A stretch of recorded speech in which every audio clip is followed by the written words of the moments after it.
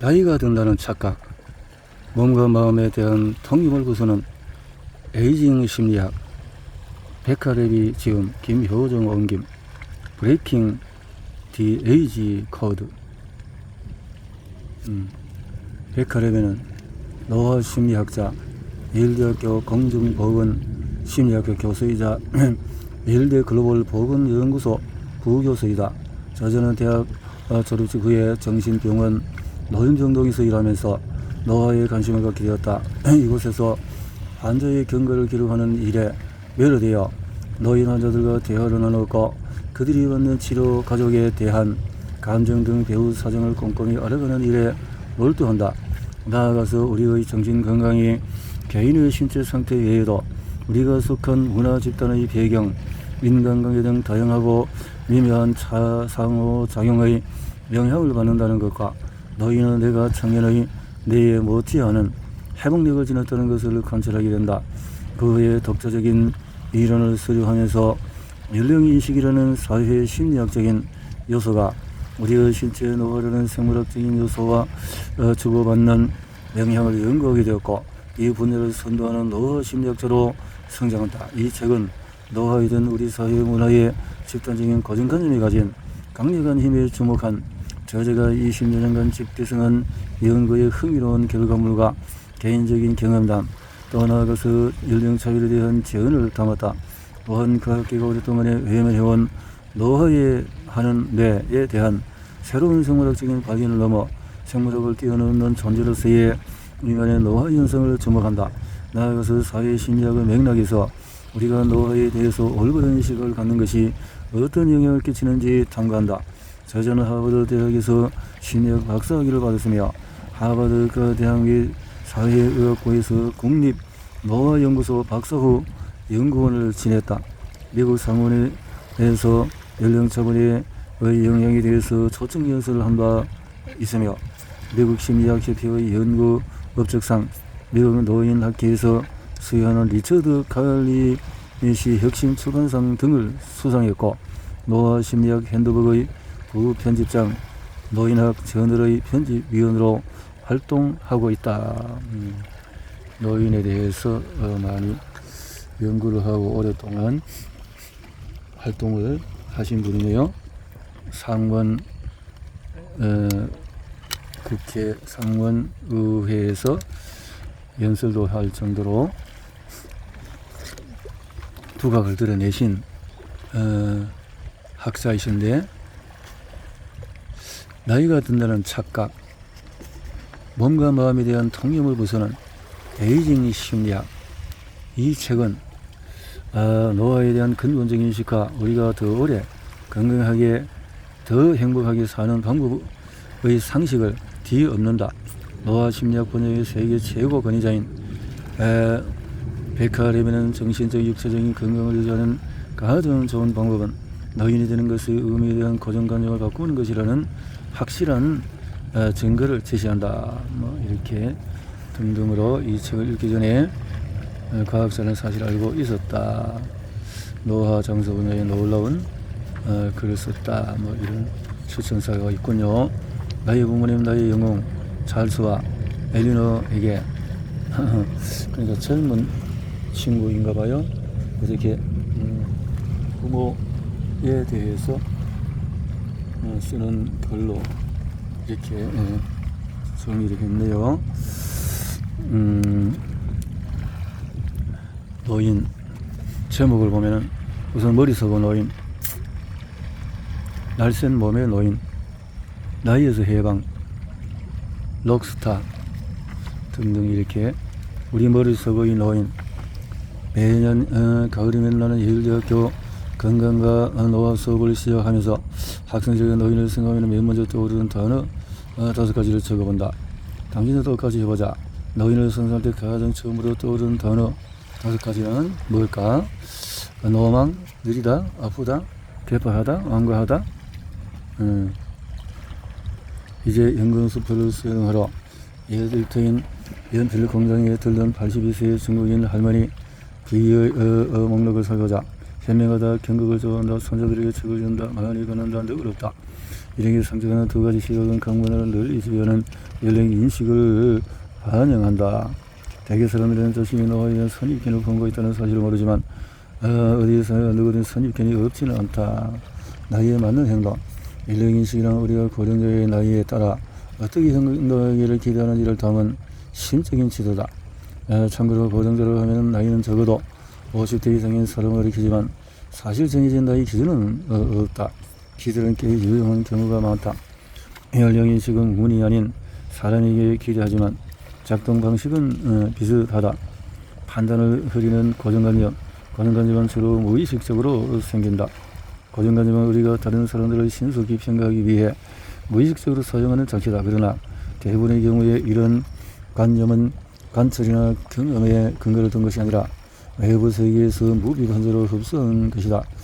암묵적인 편향 속에서 구조적인 편향은 근로자를 차별하는 기업이나 환자를 차별하는 병원처럼 사회기관의 정책이나 관행에 담긴 편향으로 암묵적인 편향과 뒤얽혀 있을 때가 많다. 이 두 가지 유형의 편향을 분석하기 위해 연구자들은 객관적이고 공정한 사람이라 자부하는 동료 과학자들의 특정 일자리에 지원한 남성과 여성의 이력서를 평가하게 했다.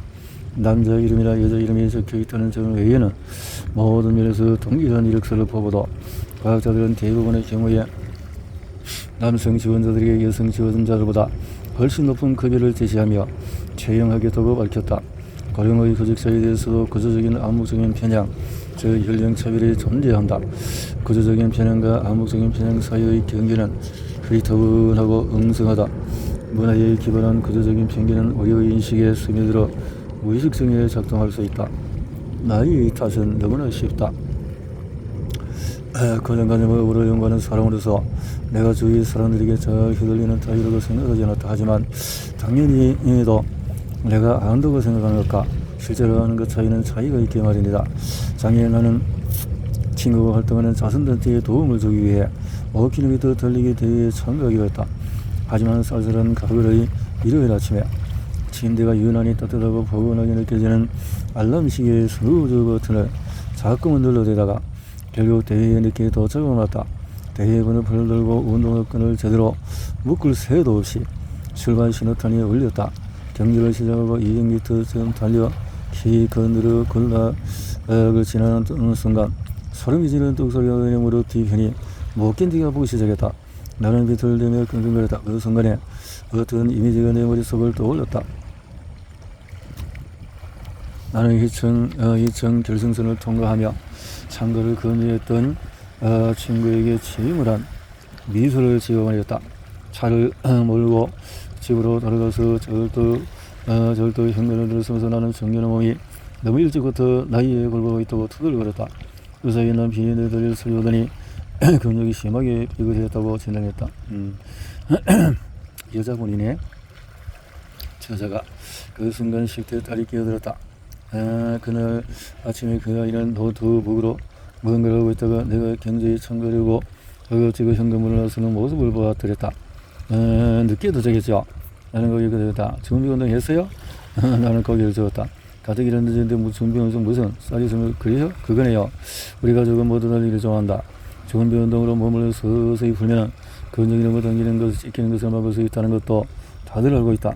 다른 따라이로 스트레칭을 안 하고 급히 달리다가 근육이 삐끗한지 한 달도 안 됐을 무렵이었다. 내 몸이 산산조각이는 것이 아니라 언제나 안심은 그냥 걱정이 찾아왔다. 나는 본능적으로 부상 원인을 준비운동이 아닌 다른 데서 찾았다. 나이 탓을 한 것이다. 나이가 들면 몸이 부실해진다는 의식적으로 믿지 않는 상상능력을 떠올렸다. 더구나 나는 대학원부터 저 노화를 연구해온 사람이다. 생각이 걸친다는 것을 누구도 잘 알아야 했는데 결과로 무릎 통증 원인을 엉뚱하게 짚은 것이다. 이것이 바로 부정적인 나이 고정관념의 가장 해로운 점이다. 내가 사회학자로서 어른들 무릎에 너는 고정관념에 대한 기존 연구는 고령자를 바라보고 대하는 어린아이와 또 젊은 성인들의 태도의 연령인식이 어떤 영향을 미치는지 머물렀다. 나이 고정관념이 고령자 자신에게 주는 영향은 미루어지지 않았다. 하지만 내 할머니가 노인을 차별하는 또 가게 주인의 부정적인 나이 고정관념에 동화되고 반응하는 모습을 지켜본 후에 나는 이런 사건이 앞으로 또 일어날 가능성을 줄이기 위해 연령인식의 힘을 우리에게 유리하게 이용할 방법을 찾기 위해 고령자에 대한 우리의 인식이 우리 자신의 노화에 어떤 영향을 주는지를 먼저 이해해야 했다.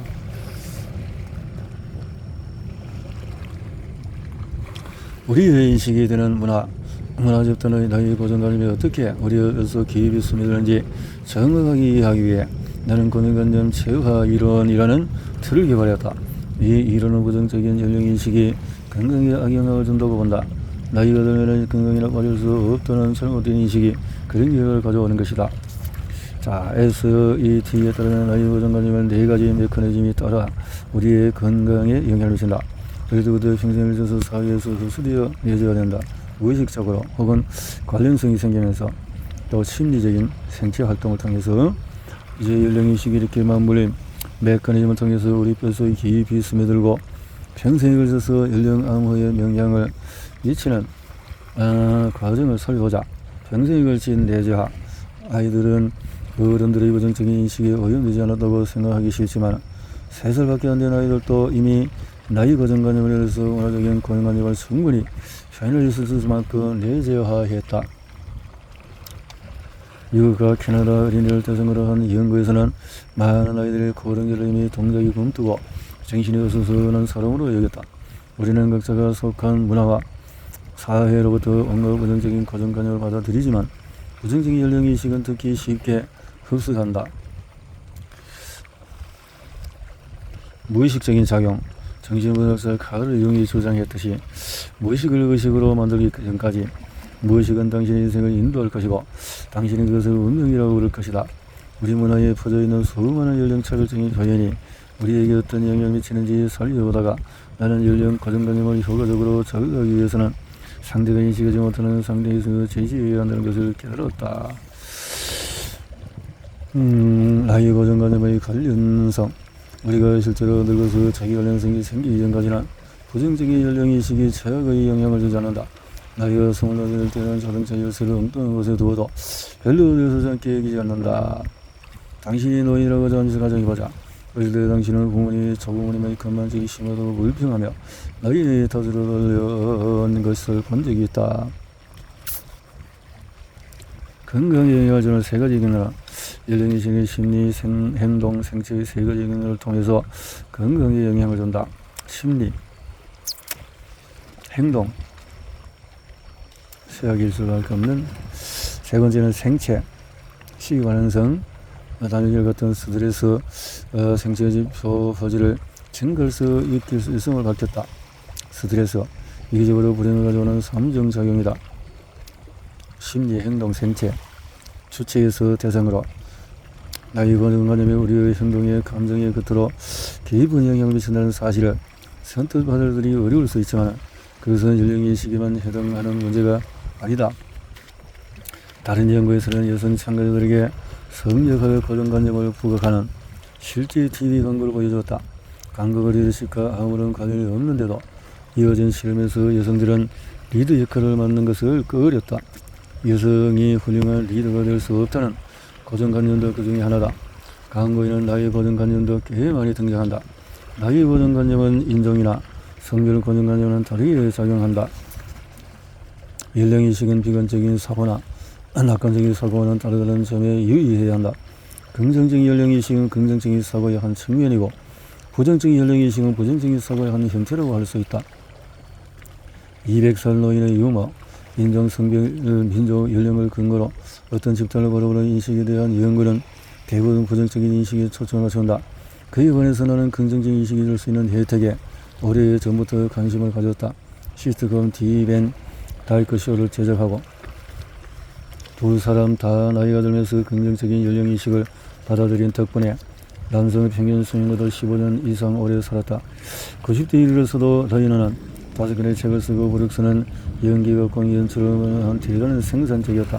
95세의 라이너는 신문 부고란에 이름이 없으면 아침을 먹으라 라는 90대 노인을 소재로 쓰기도 하고 라이너, 제로 노인이 보이는가? 우리 연령인식을 연령인식은 시대에 따라 바뀔 수가 있다. 노인학에 대해서 기술 분야, 노화는 생물학적인 과정에서 늘린다는 것의 의미를 들어서는 우리 인식이나 관념과 무관하게 생물학적인 차원에서만 존재하는 것은 아니다. 이 책의 초입에서는 예술가, 영화배우, 운동선수 등 다양한 사람들로 여러 인식에 대한 연구결을 소개할 것이다. 오히려 좋아진 기억력. 우리는 어리의 기억에서 있다간 누전이 생긴다. 얼마 전에 본 영화 주인공의 이름이 떠오르지 않거나 방에 들어갔지만은 또 노인 건망증. 그런데 이런 건망증은 노인이나 고령과는 별 관계가 없다. 잠깐의 기억이 가물가물해지는 순간이 언제든지 찾아온다. 약 150년 전에 미국 심리학 학자 윌리엄 제임스는 이 현상을 항상 잘 돌아가던 머릿속에 생기는 빈틈이라고 표현했다. 그 빈틈에는 단어의 망령이 깃들어 있다. 노인 건망증이라고. 뒤에서 살펴보지만 어떤 종류의 기억력은 노년기에 더 좋아진다. 그 중 한 가지는 사각의 다양한 색깔 같은 일반 지식에 대한 기억인 의미 기억이다. 같은 수준을 이루는 기억도 있다. 자신과 다른 법 등 일상 행동을 수행하는 방법에 대해서는 절차 기억이 그 이해다. 하면 일화 기억은 나이가 들수록 쇠퇴하는 경향이 있다. 일화 기억은 폭풍과 같이 든 어젯밤에 집에서 번쩍이는 번개를 본 경험처럼 구체적인 시간과 장소에서 일어나는 일화. 한마디로 특정 유형의 기억력이 떨어진 원인은 노화 그 자체보다 우리를 노화를 대하고 바라보는 태도와 관계가 있다. 청각장애 노인의 뛰어난 기억력. 청각장애. 이 분야의 연구를 시작한 초창기에 나는 나이를 바라보는 문화 집단 간의 인식 차이가 노년기의 기억력에 어떤 영향을 주는지 의문이 생겼다. 노인 건망증이라는 용어가 널리 쓰이는 데서 짐작할 수 있듯이 북미와 유럽에서 기억력 감퇴는 고령자에 대한 가장 흔한 고정관념이다. 왜 하필 이 세 집단을 골랐을까? 전국 문화를 선택한 이유는 2000년 전부터 효도와 노인 공경을 강조해온 유교 가치관 때문이었다. 이런 관념은 현재까지도 중국인의 내리에 깊이 박혀 있다. 오늘날에도 연장자가 이끄는 다세대 가족은 이례적이라기 보다 일반적이며 노인들은 지긋한 나이를 자랑스레 앓히곤 한다. 대관에서 인류학자 게일리 베이커가 쓴 책을 읽고 미국 농민 공동체의 긍정적인 인력인식에 대해서 알리게 되면서 그 문화의 집단을 동경하기 시작했다. 농문화에 대해서 더 알아볼 일항으로 미국 수화에 등록도 하고 나는 보스턴 노인 복지관과 청소년 단체에서 노년층과 젊은 층의 노인 미국인 참가자를 모집했다. 나는 인지 전문가들이 나이가 들면서 쇠퇴한다고 조정하는 기억의 유형인 일화기억을 시험하기 위해서 연구를 설계했다. 노화를 바라보는 참가자들의 태도를 평가하기 위해 노인을 떠올 때 가장 먼저 떠오르는 다섯 단어가 노화 이미지인데 부정적인 이미지도 있고 좋은 이미지도 뜻은 푸근하고 그런 이미지가 있다는 거죠. 기억의 전당을 지어 일령 인식이 기억을 유지하는 데 어떤 역할을 하는지 이해하기 위해서 우리 집에서 30분 거리에 거쳐진 코네티컷 미들타운에서 84세는 태어난 영국 배우 베이신저를 만났다. 그의 아내 베이신저는 60년간 웨슬리 영화학을 가르쳤다. 60세가 되던 1992년 신라원의 암기에 도전했다. 암기. 6만자 분량의 방대실을 완전히 암기한 데 성공했다. 와우. 20년이 지난 지금도 그는 전편을 기억하고 있다.